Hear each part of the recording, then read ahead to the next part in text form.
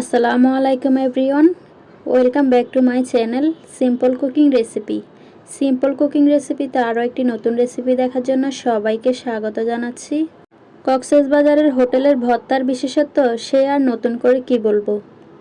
তাই আজকের পর্বে আমি আপনাদের জন্য নিয়ে এসেছি কক্সবাজারের স্পেশাল টমেটো ভর্তার রেসিপি। আশা করছি রেসিপিটি আপনাদের অনেক ভালো লাগবে। ভালো লাগলে অবশ্যই একটি লাইক দেবেন আর আমার চ্যানেলটিকে সাবস্ক্রাইব করে পাশেই থাকবেন।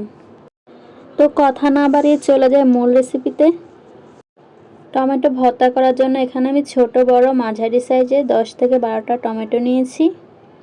সাথে এখানে সামান্য লবণ অ্যাড করে দিয়েছি। লবণ দেওয়ার পরে এই পর্যায়ে আমি টমেটোগুলোকে একটু খুব ভালো করে নেড়েচেড়ে দেব। অনেকভাবেই কিন্তু টমেটো ভর্তা করা যায়, কিন্তু প্রতিটা এলাকার খাবারে কিন্তু আলাদা কিছু বিশেষত্ব থাকে। টমেটোগুলোকে একটু পোড়া পোড়া করে ভেজে নেব। দেখতেই পাচ্ছেন টমেটোগুলোকে আমি নেড়ে চেড়ে দেওয়ার পর টমেটোগুলো অনেকটাই নরম হয়ে এসেছে আর একদম পোড়া পোড়া হয়ে এসেছে। এখানে আমি কোনো প্রকার তেল ব্যবহার করি নাই, এমনিতেই টমেটোগুলো পোড়া পোড়া করে ভর্তাটা করব। এই ভর্তার টেস্টই কিন্তু অন্যরকম হয়।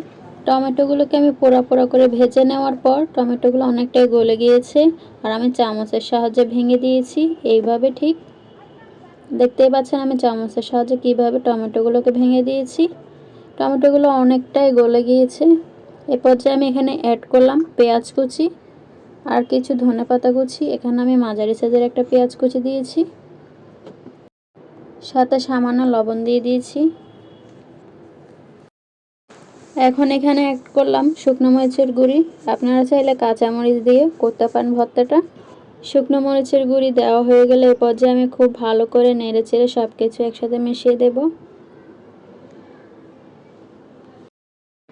সাথে দিয়ে দিলাম সরিষার তেল, খানিকটা সরিষার তেল দিয়ে দিলাম। সরিষার তেল দিয়ে টমেটোর এই ভর্তাটা খেতে কী যে দারুণ লাগে, যারা একবারও ট্রাই করেন না তারা ট্রাই করে দেখতে পারেন। এই পর্যায়ে আমি সব কিছু একসাথে খুব ভালো করে মিশিয়ে দিচ্ছি। খুবই সুন্দর একটা গন্ধ বেরোচ্ছে এই টমেটো ভর্তাটা করার সময়। এইভাবে আমি সবগুলো একসাথে খুব ভালো করে নেড়ে চেড়ে মিশিয়ে দিয়ে ঢাকনা দিয়ে ঢেকে দেব। কিছুক্ষণ কুক করে নেব। ঢাকনা দিয়ে দিলাম, ফিরে আসছি রান্না হয়ে যাওয়ার পর। পানিটা যখন শুকিয়ে আসবে, ভর্তাটা একটু নরম নরম থাকবে, এই পর্যায়ে নামিয়ে নিতে হবে। ফিরে এলাম রান্না হয়ে যাওয়ার পর। দেখতেই পাচ্ছেন টমেটোর ভর্তাটা তো বানানো হয়ে গেছে। এখন আমি সার্ভ করে দেখিয়ে দিচ্ছি এটা কেমন হয়েছে। দেখতেই পাচ্ছেন আমি নামিয়ে সার্ভ করে নিয়েছি। এই টমেটো ভর্তার বিশেষত্ব হলো এই টমেটো ভর্তাটা অনেকক্ষণ ভালো থাকে আর কাঁচা পেঁয়াজের কোনো রকম গন্ধই থাকে না। গরম গরম সাদা ভাতের সাথে খেতে কেমন লাগবে আপনারাই বলেন।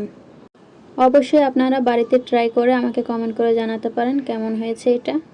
খেতে কিন্তু দুর্দান্ত লাগে। এইরকম আরও নিত্য নতুন সহজ রেসিপি পেতে আমার চ্যানেলের সাথে জুড়েই থাকুন। দেখা হচ্ছে পরবর্তী কোনো রেসিপিতে। এই পর্যন্ত সবাই ভালো থাকুন, সুস্থ থাকুন। সবার সুস্থতা কামনা করছি। আল্লাহ হাফেজ।